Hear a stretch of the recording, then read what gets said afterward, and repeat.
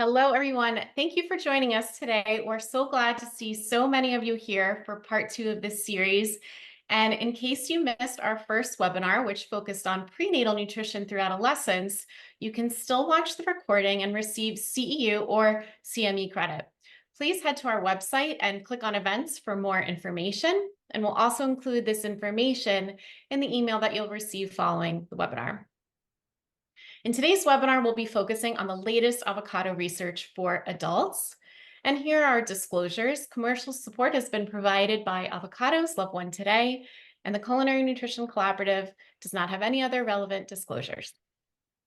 Christy and I will be your presenters today, and if you haven't attended one of our events before, we're both registered dietitians and culinary nutritionists, and we founded the Culinary Nutrition Collaborative as a platform to offer continuing education credits to healthcare professionals. And we really aim to expand the culinary knowledge of health professionals. And we also aim to translate the nutrition science in the kitchen. We started with our first annual conference in 2017 and have grown to offering primarily virtual events year-round to thousands of dietitians and healthcare professionals nationwide. And next, we'll review our learning objectives, and this will be the educational portion of today's program beginning now. So today we're going to explain how avocados can support nutritional recommendations for different life stages in young adulthood and beyond. We'll describe key health and nutrition research on avocado consumption as it relates to diet quality and overall intake of important nutrients in adulthood. And we'll provide practical culinary tips and nutritional strategies to educate patients on food preparation to include avocado as a source of essential nutrients. And lastly, we're going to recognize the role of healthcare professionals in promoting healthy eating habits to reduce the risk of chronic diseases and improve health. And here's today's agenda. We are going to cover risk factors for chronic disease. We'll be talking about the evidence supporting the benefits of fiber, unsaturated fat, and fruits and vegetables for chronic disease risk reduction. We'll also be sharing helpful tips for establishing healthy eating habits throughout adulthood. And then lastly, we're going to wrap up with a cooking demo. We'll be sharing some additional tips on how you can use avocados and other wonderful healthy ingredients. And then there'll be some time for Q&A as well. So as we know, chronic disease impacts a large percentage of Americans today. In fact, about half of all American adults have one or more preventable chronic diseases, many of which are related to poor quality eating patterns and physical inactivity. Chronic conditions are also on the rise for young adults. According to a study from the Journal of American Medical Association, between 2009 and 2020, the number of young adults with diabetes increased from 3% to 4.1%, while obesity rates increased from 32.7% to 40.9%. And we've also seen a higher incidence of cardiovascular disease among young adults as well. Now, as people age, their risk of developing a chronic disease increases. Pathophysiological changes in our body due to aging causes decline in tissue and cell formation, cell function, and that can lead to a decline in arterial elasticity, a decrease in insulin sensitivity, and inflammation. And there are some other factors as well, like stress, and that can lead to inflammation, which may increase the risk of chronic disease, mental health, muscle tension, weight issues, and disruptive sleep cycles. And then there's another factor, menopause. And this impacts women from ages about 44 to about 55 years of age, and it causes a decrease in estrogen production, which can cause an increase in cholesterol. Progesterone, which helps buffer stress, also decreases, and then there's also an increase in cortisol. So as you can see from this table here, the percent of the population that has 2 or more chronic conditions jumps significantly starting at age 45. So as healthcare providers, this is something we really need to keep in mind, that this life stage really changes, and it changes health outcomes. So in addition to age, diet is a primary risk factor that impacts the risk of chronic diseases. The top chronic diseases, such as cardiovascular disease, diabetes, dementias, for example, share most of the same leading diet-related risk factors, such as high BMI, high blood pressure, high LDL cholesterol, high blood glucose levels, and diabetes. And then there's the dietary risks, including low fruit and vegetable consumption and low fiber intake.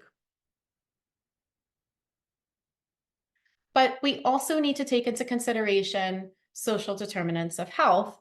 Engaging in meaningful conversations with your patients enables you to gain a comprehensive understanding of their daily lives. And this insight is really crucial for offering practical and effective habits that align with their unique circumstances.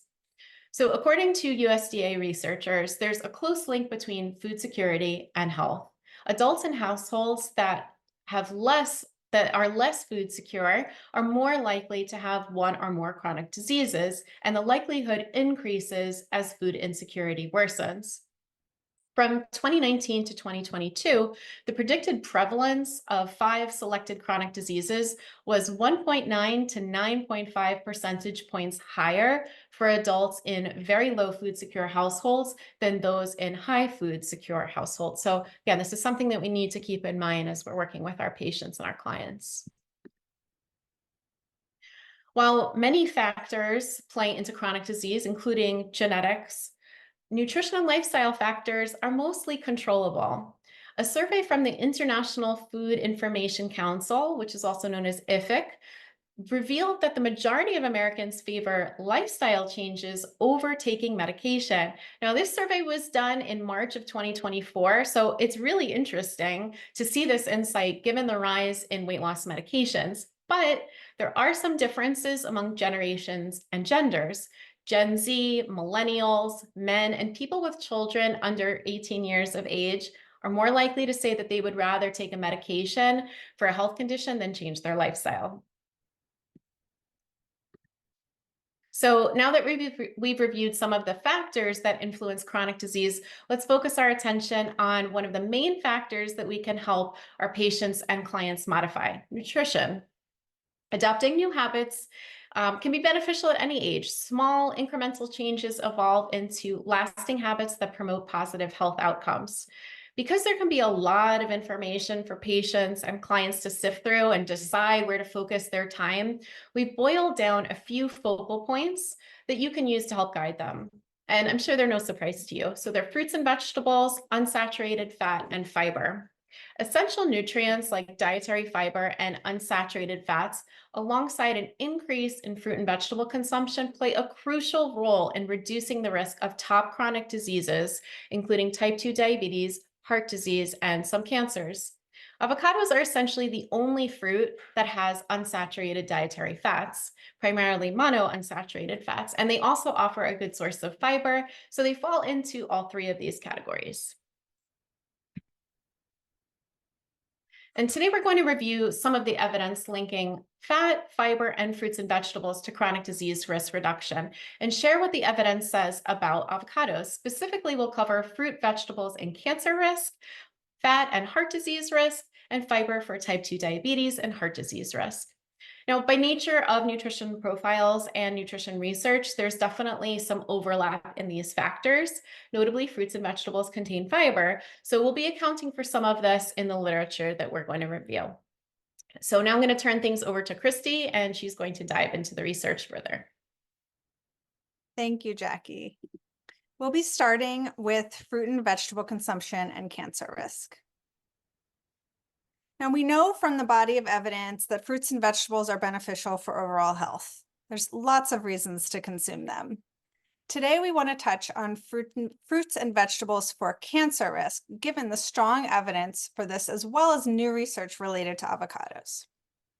While the body of evidence on diet and cancer risk suggests that fruit and vegetable consumption impacts the risk of developing some cancers, there's not necessarily scientific agreement on whether this effect is due to a combination of nutrients, for example, fiber, vitamin A, vitamin C, or is it the result of displacing less nutrient-dense foods in the diet with fruits and vegetables, or if both of these have collective benefit.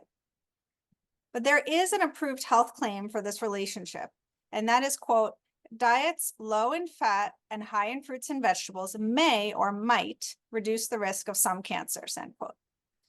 The World Cancer Research Fund, WCRF, Continuous Update Project, and the European Perspective Investigation into Cancer and Nutrition cohort are the two main sources for updates on the evidence between diet and cancer risk.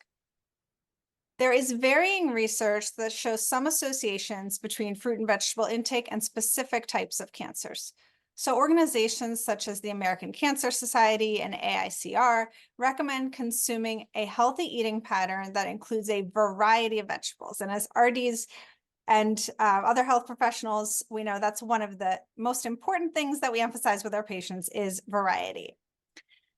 And when we talk about variety of vegetables, that means dark green, red and orange, fiber-rich legumes, such as beans and peas, and fruits, especially whole fruits in a variety of colors to get maximum benefits.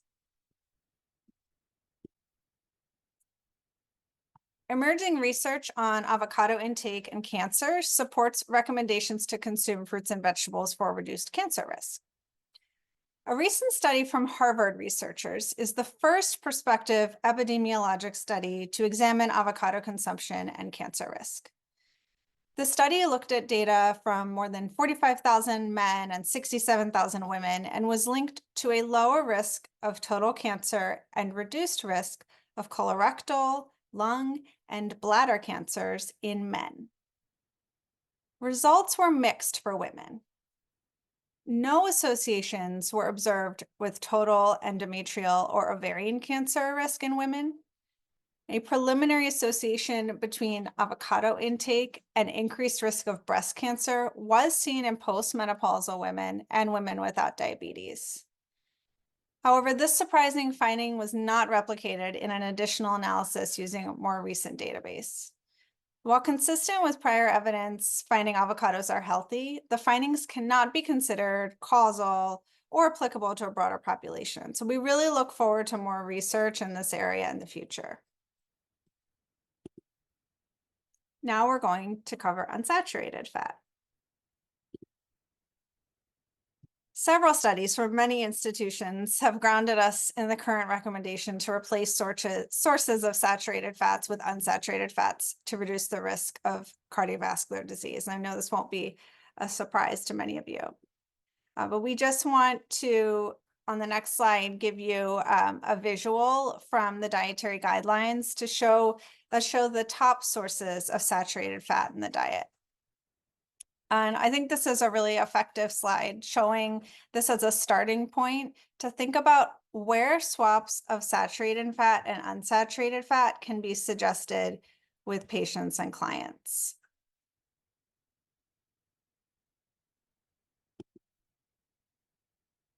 Monounsaturated fat can help specifically reduce LDL cholesterol. Avocados contain mostly monounsaturated fats, including 5 grams of monounsaturated fats, as well as 1 gram of polyunsaturated fats in one serving, which is 1/3 of a medium avocado. So that's something I think we could easily consume on a daily basis, or whenever we do consume avocado, I know I definitely consume more than 1/3 at a time. Eating 1 or more avocados weekly was associated with reduced risk for cardiovascular diseases in a large prospective study. Models demonstrated that replacing half a serving daily of margarine, butter, egg, yogurt, cheese, or processed meats, and again, think about the previous slide, where the sources of saturated fats are in the diet. If you replace half a serving daily of those foods high in saturated fat with the same amount of avocado, that resulted in a 16 to 22% lower risk of cardiovascular disease. It's pretty significant. The study design does not show a direct cause and effect, though. The research was limited to self-reported dietary collection, and participants were mostly white nurses and healthcare professionals. Yet these research results further support avocados as a heart-healthy fruit. Overall, the body of evidence to support avocados as heart-healthy is supported by the Federal Drug Administration and the American Heart Association, which in 2016 awarded fresh Hass avocados the very selective heart health claim and AHA heart check. The fat and fiber in avocados are evidence-backed criterion for this certification. Speaking of fiber, it's where we're heading next. One of our favorite topics as health professionals. Epidemiological studies have linked fiber consumption from fruits and vegetables to lower risk for type 2 diabetes and cardiovascular disease. When we compare soluble versus insoluble fiber, soluble fiber, because of its viscous nature, seems to have the most impact on glycemic markers and cholesterol. Fruits and vegetables are the main sources of soluble fiber in the US diet, according to NHANES dietary intake data of commonly consumed fiber foods in the US. So even though most people do not meet recommended intakes of fruit and vegetables and fiber, fruits and vegetables are still the main source of soluble fiber. And as a reminder, one whole avocado, which is often the amount used in clinical studies, contains about 10 grams of fiber, which is approximately 1/3 of the daily recommended intake. And I want everyone to remember to not just talk about the good fats, the unsaturated fats and the monounsaturated fatty acids in avocado, but to also mention the fiber, since that is something that most Americans are not getting enough of. And avocados are a delicious way and very easy way to help them meet those fiber goals.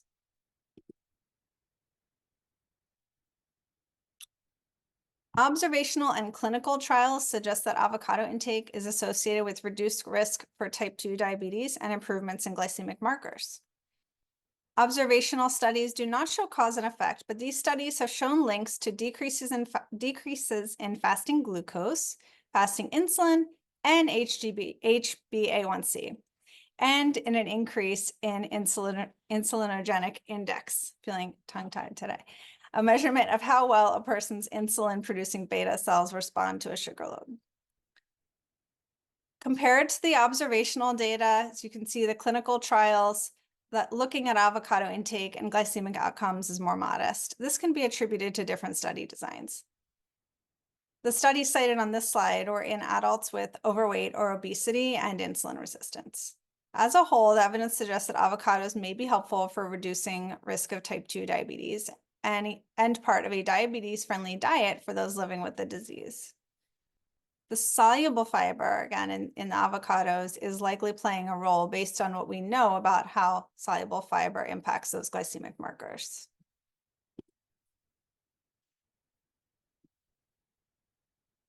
Observational and clinical trials suggest that avocado intake is associated with reduced risk for cardiovascular disease and improvements in those LDL cholesterol levels. An independently funded meta-analysis systematically evaluated evidence of the effects of foods on LDL cholesterol. Foods high in soluble fiber were associated with a moderate reduction in LDL cholesterol. And of the 12 trials that studied avocados, the researchers concluded that there is moderate evidence that avocado intake has a medium to large effect on reducing LDL cholesterol levels. And I think, yeah, thank you. I was going to say, I think there's one more image there on that slide. In addition, eating one or more avocados weekly was associated with reduced risk for cardiovascular diseases in a large prospective study. Now, particularly strong findings come from the habitual diet and avocado trial. This was a significant multi-site study involving over 1,000 participants who incorporated a large avocado into their daily diets for 6 months.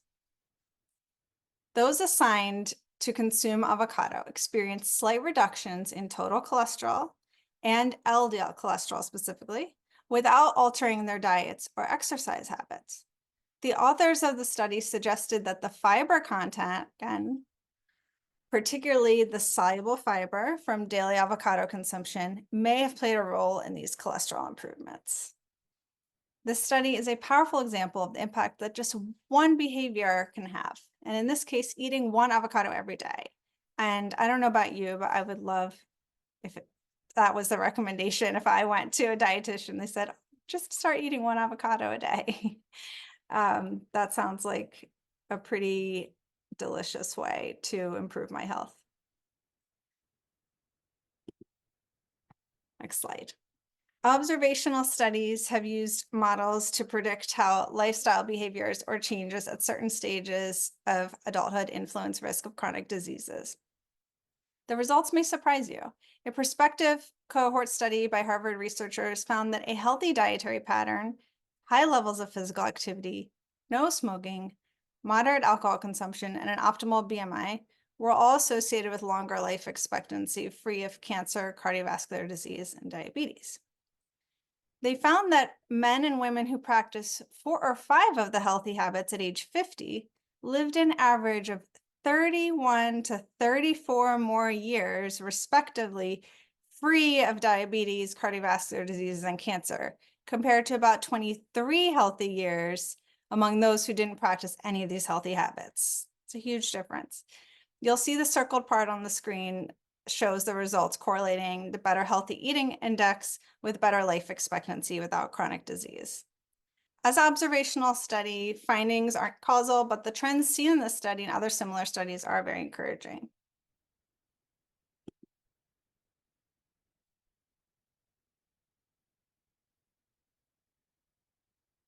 Now that we've seen the evidence, how can we work with our patients and clients to make changes and add more fiber, fat, and fruits and vegetables to their plates?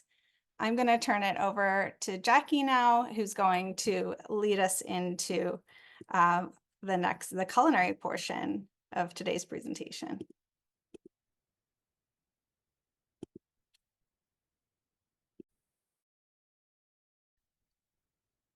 Thank you. I had to unmute myself there. So I'm just going to share some quick, easy ways to establish simple, healthy habits that can support health outcomes throughout adulthood. So we really need to think about finding easy ways to add more fruits and vegetables, especially those with soluble fiber. So you can think about blending vegetables like cauliflower into pasta sauces. You can use frozen fruits and vegetables, and these are easy to cook. They require no prep. They're very inexpensive. And they pack just as much nutrients as fresh fruit and vegetables. And I think a lot of our patients and clients don't recognize that frozen is absolutely fine and very nutritious too. We can add avocado to smoothies. And then we also want to encourage our patients to swap foods containing saturated fat for those with unsaturated fat. So some examples could be replacing some full fat dairy and dips and sauces with mashed avocado, or using vegetable oil or mashed avocado even in place of butter in baking. And then lastly, we want to think about pairing sources of unsaturated fat and fiber to optimize satisfaction. So think about adding a handful of nuts or seeds to your oatmeal and topping them with fresh berries, or adding sliced avocado to a piece of whole grain toast with an egg. You can also create a grain bowl using your favorite cooked grains and top it with fatty fish and roasted vegetables. So these are just some ideas to give you some inspiration and some quick tips to share with your patients and clients. So we're going to move into the culinary demo now, and here are the 2 recipes that we're going to be making today. I'm going to be making a heart-healthy fettuccine Avofredo instead of a Alfredo. And then Christy is going to be making pumpkin enchiladas with avocado crema. So we're using avocado in 2 very different ways and 2 very delicious ways. So I'm going to walk you through the recipe now. So regular classic fettuccine Alfredo is just loaded with saturated fat because of all the cream and butter and Parmesan cheese that's in it. So this is a much, much lighter version that has some additional ingredients to give it a really nice nutritional boost. And we're going to get this wonderful, rich creaminess from the avocados. So we can put the slides away, and I am going to show you what is on my cutting board. Great. Okay, you can all see. Okay, so first we're going to make the sauce. So in my food processor, which is right over here, let me move that over so you can see it a little better. Great. Okay, hang on. Let me move this over a little more. Okay, so we're going to put in some avocados. So these are perfectly ripe, beautiful avocados, and I'm going to carefully open them. And the great thing about this sauce is that, oh, look at that, beautiful. The great thing about this sauce is that if your avocado is, a little past its prime and maybe has a little bruise and it's a little bit brown, totally okay because this sauce is going to be blended. Oh, another really nice one. Boy, I'm lucky. Okay, let me get my spoon and I'm going to just scoop out the avocado right into my food processor. And I'm going to also get the pit out very carefully. So there's lots of ways to do it. See, here's a little brown part. No big deal. It's going to go right into this sauce and nobody will ever know. And it's absolutely fine to eat that. So one way to carefully get this pit out, especially since we don't need these like perfectly beautiful slices, you can just press and then it pops right out. So this is a very safe way of getting the pit out instead of using your knife and whacking your avocado. I mean, you can do that, but you have to be very, very careful and you have to make sure your knife is nice and sharp, but we really recommend doing something like this, which is a lot safer. Okay, I'm gonna scoop out the rest of this avocado. I see there's another little brown spot, but no big deal. Nobody's gonna know. And it's still got all of the same health benefits. It doesn't affect the nutrition or anything. Okay, the next thing that we're going to put into our food processor is some garlic. So this is definitely a garlic lover sauce. So if you want to use a little bit less garlic, you can. The recipe calls for 3 garlic cloves. So maybe if you're making this for your family and you have little kids, you want to make it a little bit more mellow, you can absolutely use a little bit less garlic. And then I'm going to add some water just to give it some liquid, and that's going to help make the sauce nice and smooth. And then we're going to add in some lemon juice, 2 tablespoons of lemon juice. And if you didn't receive the recipes from us in our email, I'm sure the one of us can put the link in the chat box. And then next, this is another added boost of nutrition. We're putting in some basil. So this is 1 cup, spinach. This is 1 cup of baby spinach. And this is going to give it some more fiber as well as some calcium too and iron. Next, we're going to put in some basil. I have 2 tablespoons of chopped basil. So another added boost of nutrition, flavor, color. So this is definitely a spin on your classic Alfredo sauce, but definitely, I would say, an upgrade. And then we're going to add in some Parmesan cheese. So just 2 tablespoons of reduced fat Parmesan cheese. You can also absolutely make this completely plant-based, and you can use a vegan Parmesan cheese, and that works just fine in this as well. And then lastly, because this is an American Heart Association approved recipe, we're being very modest about the amount of salt we're putting in. So just a 1/4 teaspoon of salt. We already have some saltiness from the Parmesan cheese, so we don't really need too much more. So just a 1/4 teaspoon, and then also some ground black pepper.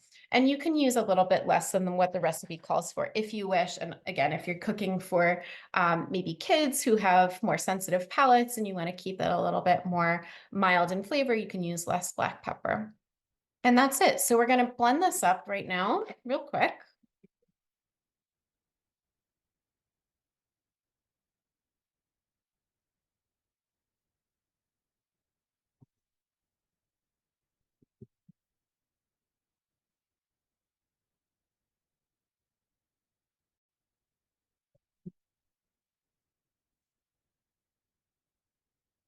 And I'm going to just quickly scrape down the sides and then blend it just one more time, and then we'll mix it with our pasta.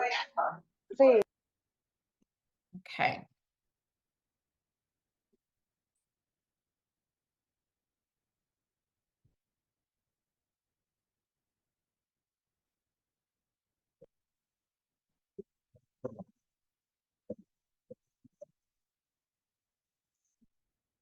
Okay, great. So we're going to mix this with our pasta. Now you can see this beautiful sauce. And we're going to mix it with our whole wheat fettuccine pasta. Now you could use a gluten-free pasta if that's what you needed to for, whatever dietary restrictions you may have. And you could also use a legume-based pasta, like a bean or lentil-based pasta for some added fiber. And it would also work very well. So we're gonna just toss this together with the sauce. And then I will plate it up for you and you'll see how pretty it looks with the pop of color from the sun-dried tomatoes, which we're gonna add at the very end. Okay, let me just give this a quick toss. Let me move my cutting board out of the way so we can see this. Any questions come in, Christy, while I was? Yes, one just came in. Does the avocado mixture turn brown after a bit? It will. It will. I mean, the lemon juice helps a little bit, but it will get a little bit darker in color. So if you're planning on making this in advance, I would, I'd cook your pasta in advance and then just throw the sauce ingredients together right before you serve it. So you get the brightest color. Okay. So And is this being served cold or hot? this is being served hot. So the pasta I just cooked right before the demo, so it's still warm, but you could definitely serve this cold and it would be delicious as well, like a pasta salad, totally. And then another question is, have you tried this with kale, or specifically organic kale instead, since spinach is high in oxalates? Yes, definitely. You could use kale. I would recommend maybe using baby kale since it's a little bit milder in flavor. The regular kale might have a little bit of a strong flavor and overpower the dish a little bit. So I would do maybe baby kale if you can. All right, and I'm just going to top it with some sliced sun-dried tomatoes, and that is our dish. Beautiful, lots of color, lots of nutrition, and the wonderful addition of the creamy avocado really helps with keeping the saturated fat down. So we have, monounsaturated fats in place of the saturated fat that you would usually find in a creamy Alfredo sauce. Jackie, can you hold that up again? Yeah, sure. And I'll show you here too. Great. So I hope you enjoy the recipe if any of you are cooking along. And I will turn things over to Christy so that she can show you her recipe. Great. There was just one more question Sure. that came in of whether do you need to heat the sauce at all, or it's just No, room temperature, right? it's room temperature. Yeah. So the reason that you might want to use a little bit less garlic is because the sauce isn't going to be cooked. So it is raw garlic in the sauce. And you might want to use a little bit less for that reason, or you could use garlic powder too, and that would be fine. But no, the sauce is not cooked. It's just tossed with the warm pasta. Okay, just going to switch spotlights. Okay, hi everybody. So today I'm making some pumpkin enchiladas. This recipe, it's not by me, it's by one of our colleagues who's actually been a past speaker of ours, and we love her recipes, Maggie Mikalchek. I hope I pronounced her last name correctly. But we love her, and this is one of her recipes, and it's delicious. So we're going to show you how to use avocado in a cooked preparation, both cooked and raw. So, avocado can be eaten as is, but it can also be used in different cooking preparations. And some people don't necessarily like the idea of maybe thinking of like diced avocado in a heated preparation. So this one shows you another way of doing it, which is a blended preparation. But first, we're going to make our pumpkin enchilada sauce. So first, I'm going to I have a blender here. I'm just going to move my camera down. So I have 1 can of pumpkin puree. So the whole can is going into the blender. It's just not pumpkin pie mix, it's just pure pumpkin. And then I have about a tablespoon of tomato paste.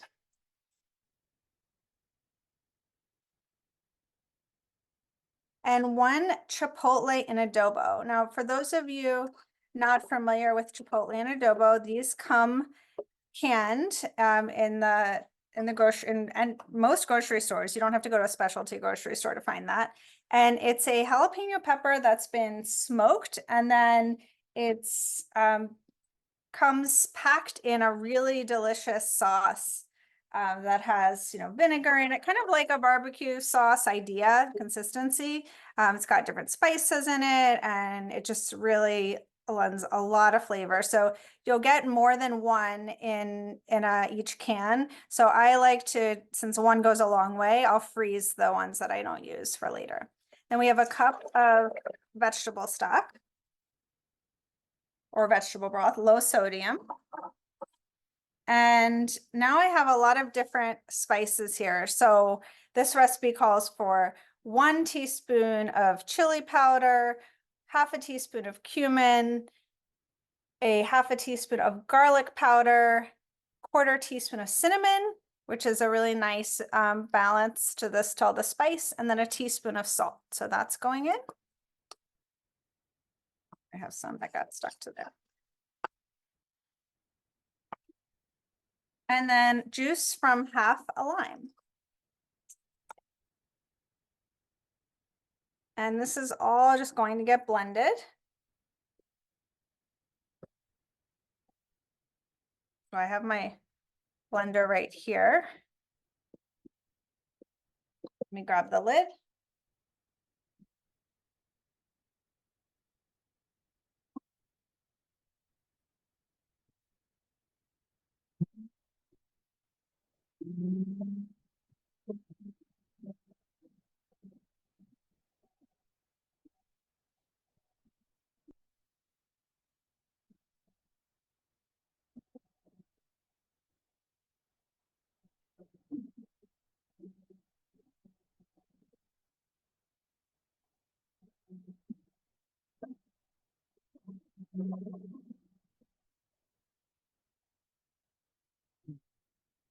Okay, so the reason you need to blend that is because of that chipotle pepper. So you don't just want to whisk that together. You really need that chipotle pepper, all that flavor really pureed into this.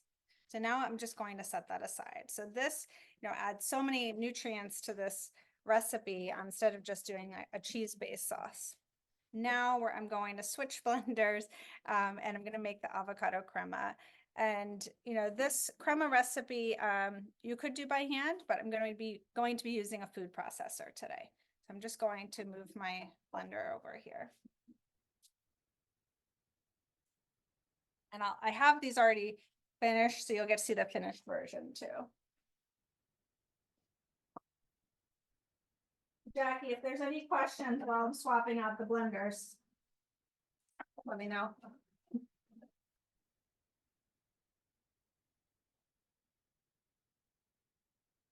Okay, so now I have a food processor. I'm going to make the avocado crema. Oops. Let me grab my blade, which I had washed off earlier.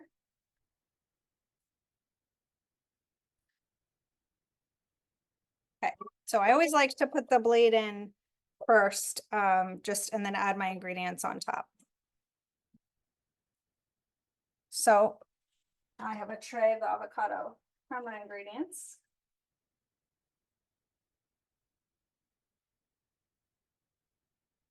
So this is very easy. It's just avocado and plain Greek yogurt. This recipe calls for non-fat to reduce the saturated fat content.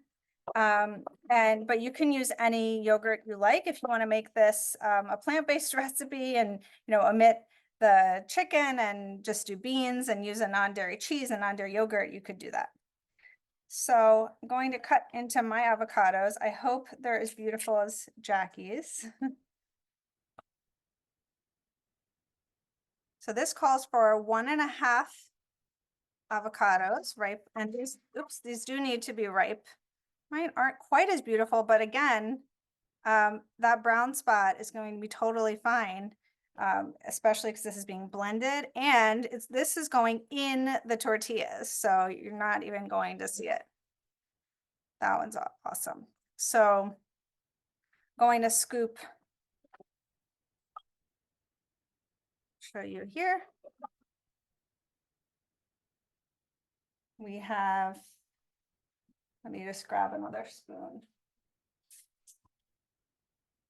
Okay, we have one. I will take out the little stem because we don't want that to get mixed in. So I have one whole avocado and then a half. So that goes into the food processor. And then I add half a cup of plain Greek yogurt. So this adds some more protein. And then some garlic. So this is raw garlic again. It calls for minced garlic. I didn't completely mince it, but it is chopped up so that you don't get any large pieces in the food processor in case the blade misses a chunk. And this calls for a quarter cup of cilantro. If you're like me and you don't, you're one of those people that doesn't love cilantro, you can use parsley if you need to, or leave that out. But I am using a cilantro for this demo. And then there's juice from one lime. And I know I could use a citrus juicer, but sometimes I just like using my hands. So it's very easy, just avocado, herbs, yogurt, and lime. And then a pinch of salt. This calls for half a teaspoon of salt. So salt really brings out the flavor.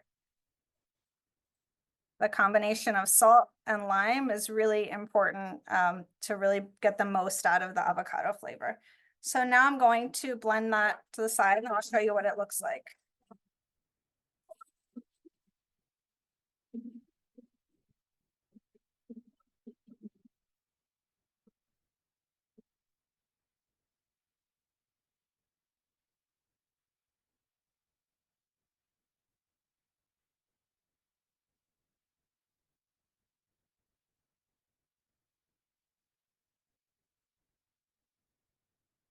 Okay, so we have a beautiful green sauce now. You can see that beautiful color. So now I'm going to assemble our enchiladas.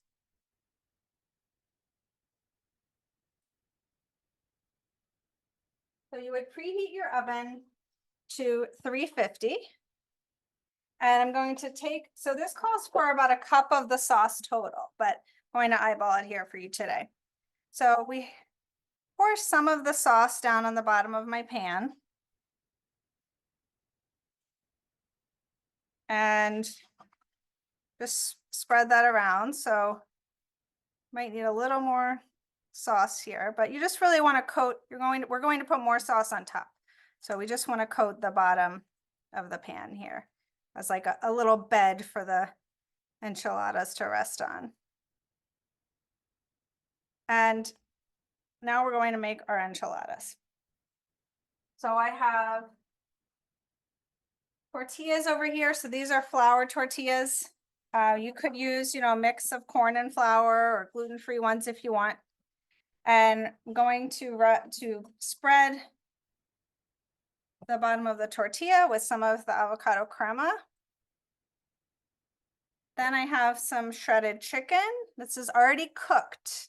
So we can't use raw chicken in here. That won't turn out the same way. You can use rotisserie chicken or just any shredded. You could braise chicken and have shredded chicken, already ready in your fridge. This is a great way to use leftovers. And then adding some black beans. So this calls for a cup of black beans for all 6 tortillas. These tortillas are a little bit large. My husband was so kind yesterday to go to the grocery store for me, and the tortillas he got were a little bit larger. So this is going to take more to fill than the 6-inch ones. And then we sprinkle with some cheese. And then fold it. And then you put it seam side down in the pan. So I'll just do a couple more for the sake of time. I'll do one more. And then I'll show you, we're going to cover it with sauce, and I'll show you what they look like when they come out. Are there any questions right now, since we're a little, I don't want to go over our time? Oh, nothing came in yet. Okay. So then we sprinkle with cheese, and this is really fun for your kids to get involved with. You can do a little assembly line and get them involved. You can freeze extra of the sauce and, you know, thaw it out for, like, make a double batch and thaw it out. I think the crema would freeze well too. So now I would fill this pan and then pour the sauce over, and we want the enchiladas to be completely covered with the sauce.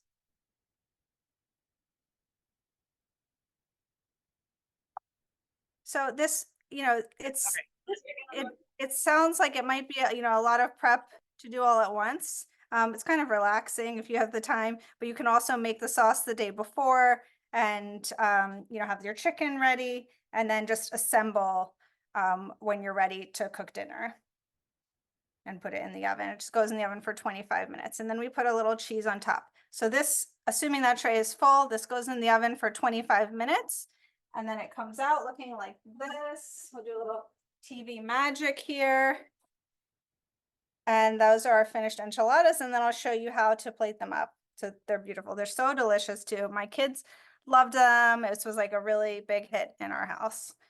So I'll show you how to plate those up. And then we'll cover our last few slides. Actually, why don't we go over the last few slides while I'm plating it, and then I'll show you the finished result. Great. It looks so good, Christy. And a couple questions came in. Someone asked if it tastes like pumpkin, and also like if they don't like pumpkin, like maybe what alternative could be.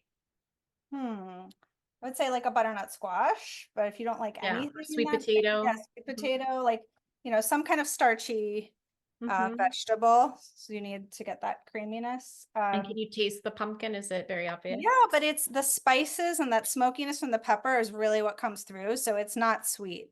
Yeah. It's like, it's a perfect balance, sweet and salty and spicy. Oh, Mary has a good idea. Could you use scrambled eggs instead of the chicken? Make it like a breakfast Yeah, that's a enchilada. great idea. That would Good idea. definitely work. Yeah, that would definitely work. And so And I then, would just like this, these are fine as is. You know, most enchiladas, fill them with tons of cheese, use sour cream and everything. These were just, you're still getting, like, you're not missing anything. It's really just more flavorful. So then, and it's very filling.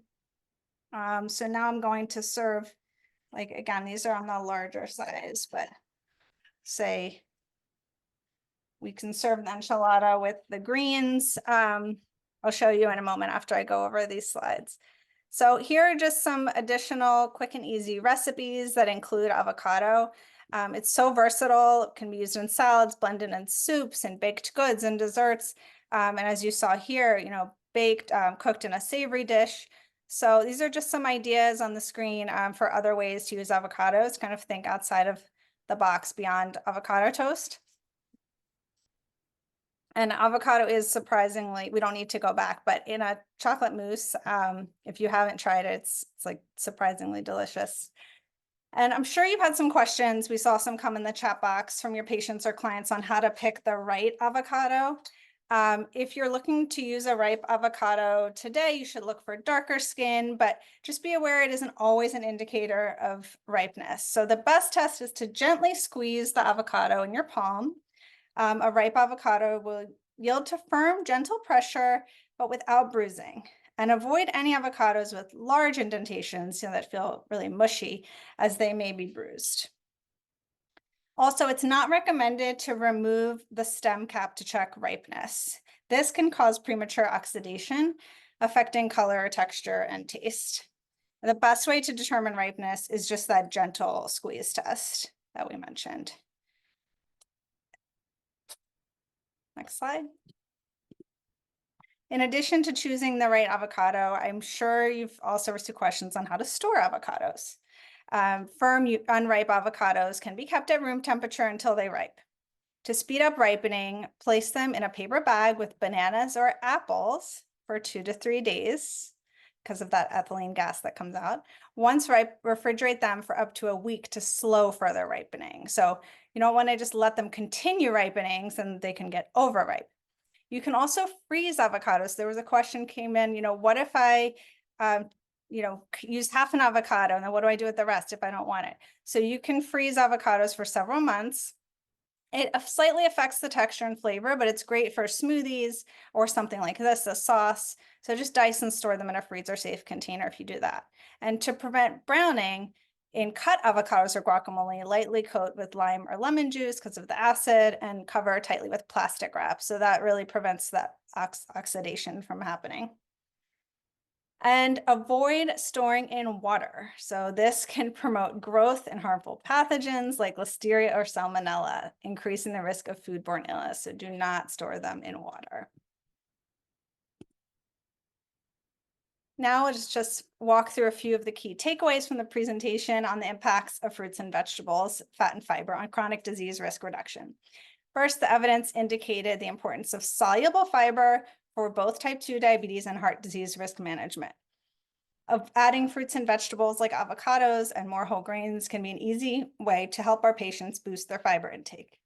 We also saw that swapping saturated fats for unsaturated fats remains a sound recommendation for reducing heart disease risk and can support those who are already living with type 2 diabetes. We can share simple swaps for our patients and clients to ensure they're incorporating these unsaturated fats into their plates or into their meals. Finally, we found that fruit and vegetable consumption is important when it comes to reducing risk of certain cancers, and certain fruits like avocado may play a role in this reduction based on emerging evidence. So now we'll go into questions, and after questions, that will be the end of the continuing education portion of our webinar. We would like to share some additional resources from our sponsor, so please feel free to stay if you're interested after our questions are over, but you're not required to stay in order to obtain your credit. And I'm going to show you how to plate this up. So if we can just,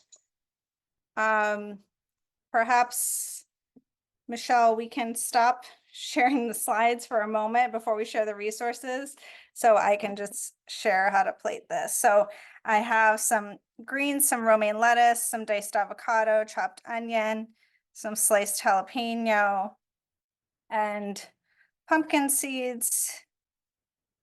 And then you can serve it with, a couple wedges of lime. And then I want to show you what this looks like when you cut into it. So let's see, we have, oops, everyone see that? And then if you cut into it, you have the chicken, the beans, some of the avocado crema, and the cheese. I wish you could smell this right now. It's so delicious.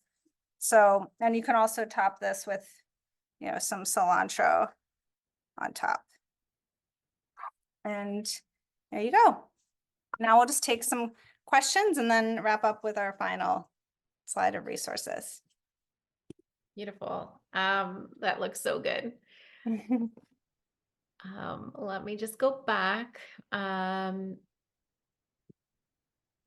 Somebody asked, for clients who like Mexican food but cannot do peppers due to GERD or reflux, do you have any suggestions for what they could do instead?